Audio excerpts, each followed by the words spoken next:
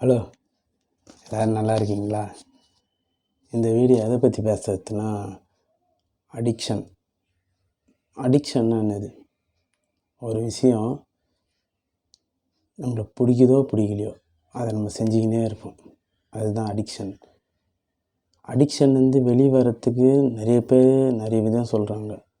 ஆனால் ப்ராக்டிக்கலாக அதெல்லாம் அவங்க ட்ரை பண்ணி பார்த்துருக்காங்களான்ட்டு யாருக்குமே தெரியாது.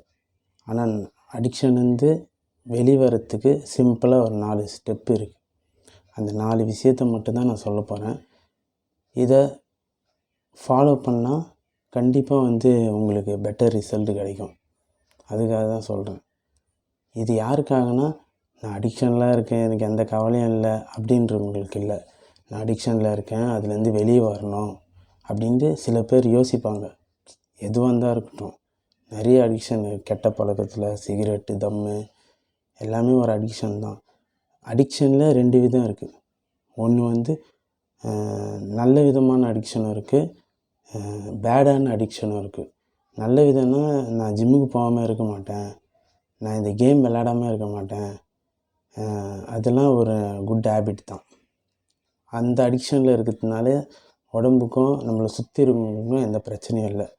ஆனால் இந்த தம் அடிக்கிறது, தண்ணி அடிக்கிறது, யார்கிட்ட பேசாமல் ஒரு தனி அறையில் போயிட்டு எந்நேரமும் அந்த சிந்தனையில் இருக்கிறது, அப்புறம் லேடிஸ்ன்ட்டு அதுலேயே ரொம்ப மூழ்கி இருக்கிறது, இதெல்லாம் நம்மளை ஒரு வீக்காக்கும். ஏன் அடிக்ஷன்லேருந்து வெளியே வரணும்னா, நம்ம ஃபேமிலிக்கு நம்ம தான் இருக்கோம், வேறு யாரும் இல்லை. நம்ம தான் நம்ம ஃபேமிலியை பார்த்துக்கணும், வேறு யாரும் பார்த்துக்க மாட்டாங்க. நம்ம மற்றவங்கள பார்த்துக்கணுமே தவிர மற்றவங்க நம்மளை பார்த்துக்கிற மாதிரி நம்ம இருக்கக்கூடாது. அதுக்காக தான் இந்த வீடியோ நான் மேக் பண்ணுறேன். முதல்ல ஃபஸ்ட் ஸ்டெப்பு என்ன பண்ணுன்னா, நீ அடிக்ஷனில் இருக்க, இதுலேருந்து வெளியே வரணும்னு நீங்கள் தோணிச்சுன்னா, முதல்ல ஏன் வரணும் அந்த காரணத்தை கெட்டிமாக பிடிங்க. ஏன் இதை சொல்கிறேன்னா, இந்த காரணம் தான் உங்களை ஒரு விஷயத்தை பண்ண விடாமல் தடுக்குமே தவிர, மற்றவங்க சொல்கிறாங்க, வீட்டில் சொல்கிறாங்க, நான் இதை விட போகிறேன், அதெல்லாம் நிற்காதுங்க. என் அனுபவத்தில் சொல்கிறேன். அந்த காரணம் தான் உங்களை அந்த வைராகியம், இதை தான் வைராகியம்னுவாங்க. ஒரு விஷயத்தில் வைராகியமாக இருந்தால் தான் கண்டிப்பாக அதுலேருந்து நம்ம மீண்டு வர முடியும். அந்த காரணம் தான் உங்களை அதை அடுத்த வாட்டி செய்ய விடாமல் தடுக்கும். அதனால் முதல்ல அந்த காரணத்தை கண்டுபிடிங்க. எதனால் விட போகிறேன்? என் ஃபேமிலிக்காக விட போகிறேன், என் உடம்பை சரி பண்ணுறதுக்காக விட போகிறேன், ஏதோ ஒன்று. அந்த காரணம் ஸ்ட்ராங்காக இருக்கணும். அந்த காரணம் தான் உங்களை அடிக்ஷன்லேருந்து வெளியேற்றணும் வரும். 2வது விடணுன்னு முடிவு பண்ணிட்டீங்களா, பேட் ஃப்ரெண்ட்ஷிப்பை விடுங்க, குட் ஃப்ரெண்ட்ஷிப்பை எடுத்துங்க. அதான் கூடா நட்பு கேடாய் முடியும்னு சொல்லுவாங்க. அதுக்கு என்ன அர்த்தம்னா, நம்மளை நல்ல வழியாக நடத்துறதுக்கு நண்பன் தான் இருக்கான், கெட்ட வழியாக நடத்துறதுக்கும் அதே நண்பன் தான் இருக்கான். இந்த நல்ல நண்பன் எப்படி இருப்பான்னா, இந்த விஷயம் எல்லாரும் செய்கிறான், வா மச்சான் நம்மளும் செய்யலாம்னு சொல்கிற நண்பனில், எல்லாரும் செஞ்சாலும் இது தப்பு மச்சான், இதை நம்ம செய்யக்கூடாது அப்படின்னு சொல்கிறது தான் நல்ல ஃப்ரெண்ட்ஷிப். கெட்ட ஃப்ரெண்ட்ஷிப்புன்றது ஊர் 1000 சொல்கிறா, நம்ம ஜாலியாக இருக்கலாம்டா, வாடா பண்ணலாம், இந்த கெட்டதுக்கு மட்டும்தான் உன்னை இட்டுன்னு போவான். ஒரு அர்ஜென்ட்டுக்கு ஒரு 100 ரூபா கேட்டால் தரமாட்டான், மச்சான் தம் வேண்டான்னா எடுத்து தருவான். அவனுக்கு என்ன தேவைன்னா, நான் மட்டும் அப்படி இல்லை, என்னை சுற்றி இருக்க எல்லாருமே அப்படி தான் இருக்காங்க, அவனுக்கு அதான் தேவை. அவனால் சரி பண்ணிக்க முடியாது, அதனால் நம்ம கூட இருக்கவன் நல்லா இருந்துட போகிறான் அப்படின்னு தான் செய்வானுங்க. முதல்ல அந்த பேட் ஃப்ரெண்ட்ஷிப்பை கட் பண்ணுங்கள். இல்லை நான் வருஷக்கணக்காக அவன் கூட இருக்கேன், என் ஃப்ரெண்டு அவனெல்லாம் விட்டு நான் இருக்க முடியாது, அப்படிலாம் இருக்க முடியாதுங்க. ஏன்னா கெட்டதுன்றது நம்ம கூட எவ்வளோ நாள் இருந்தாலும் கெட்டது தானே. அவன் தப்பாக நினச்சிக்கிட்டோம், எது வேணும்னு நினச்சிக்குவான். நல்லா பேசுங்க, பழகுங்க. ஆனால் அவன் அதுக்கு தான் உங்களை இட்டுன்னு போக ட்ரை பண்ணுவான். ஏன்னா அவனால் வெளியே வர முடியல, எங்கே நீ வந்துட போகிறேன்ட்டு அவன் யோசிப்பான். இதுதான் உண்மை. அவங்களேருந்து வெளியே வரத்துல ஒரு கில்ட்டி ஃபீலிங்கும் உங்களுக்கு தேவையில்லை. அவன் என்ன நினைக்க போகிறான்னு நினைக்காத, அவன் என்ன நினச்சா நம்மளுக்குண்ணா, உண்மை அதான். அதுவும் குட் ஃப்ரெண்ட்ஷிப்ன்றது எங்கெல்லாம் கிடைக்கும்னா ஜிம்மில் கிடைக்கும், கேம் விளையாடுற இடத்துல கிடைக்கும், வேலை செய்கிற இடத்துல கூட நல்ல ஃப்ரெண்ட்ஸுலாம் இருப்பாங்க. ஆனால் அவங்களாம் நம்ம கண்ணுக்கு தெரிய மாட்டாங்க. ஏன்னா அவங்களாம் நீ பேடாக நினச்சிக்கிட்டு உங்களை விலகி போவாங்க. அதான் உண்மை. ஏன் இவங்கெல்லாம் என்கிட்ட ஃப்ரெண்டாக இல்லைனா, நீ இப்படி இருக்கிய, அவன் ஒரு குட் ஃப்ரெண்டை தான் அவன் யோசிப்பான். அதான் நீ விட்டுட்டு அவங்க கூட மிங்கிள் ஆக பாருங்க, ரன்னிங் ஓடுங்க, ஏதோ ஒரு குட் ஹேபிட். ஃப்ரெண்ட்ஷிப்பு நல்ல ஃப்ரெண்ட்ஷிப்பை எடுத்ததுக்கப்புறம் அடுத்து என்ன பண்ணோன்னா ஹேபிட்டை க்ரியேட் பண்ணணும்.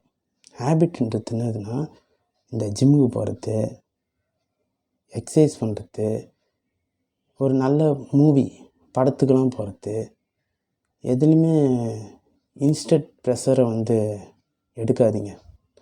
அதுதான் அடிக்ஷனில் முடியும்.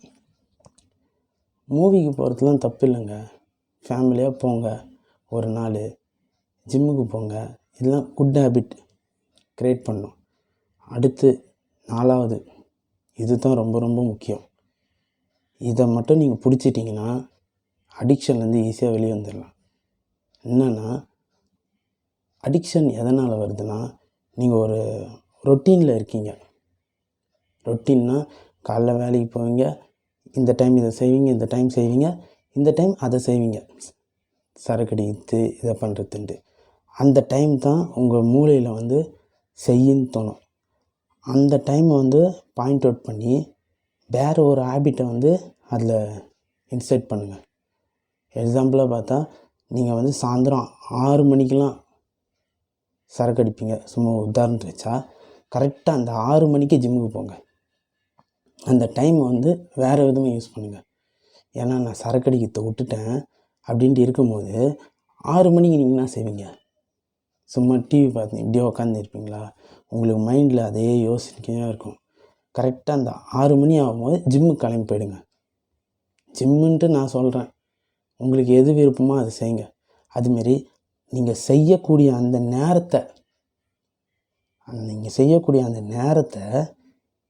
இந்த விதமாக யூஸ் பண்ணியிருந்தால் அதுலேருந்து வெளியே வரலாம்.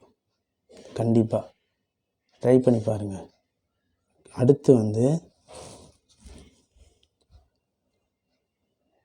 அன்பு, லவ்.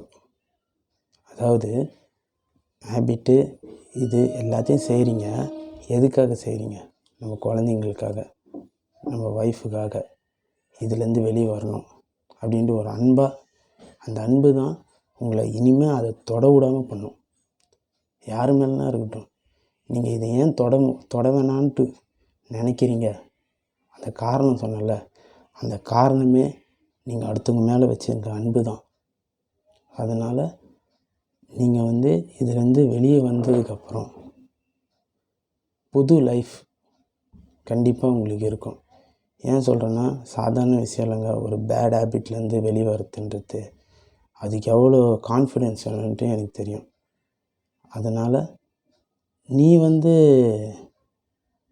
கெட்ட பழக்கம் உனக்கு இருக்கா அப்படின்னு நீங்கள் கேட்டால், எனக்கு இல்லை, நான் எந்த கெட்ட பழக்கமும் எனக்கு இல்லை. ஆனால் கெட்ட பழக்கம் இருக்கிறவங்க கூட நான் இருந்திருக்கேன்.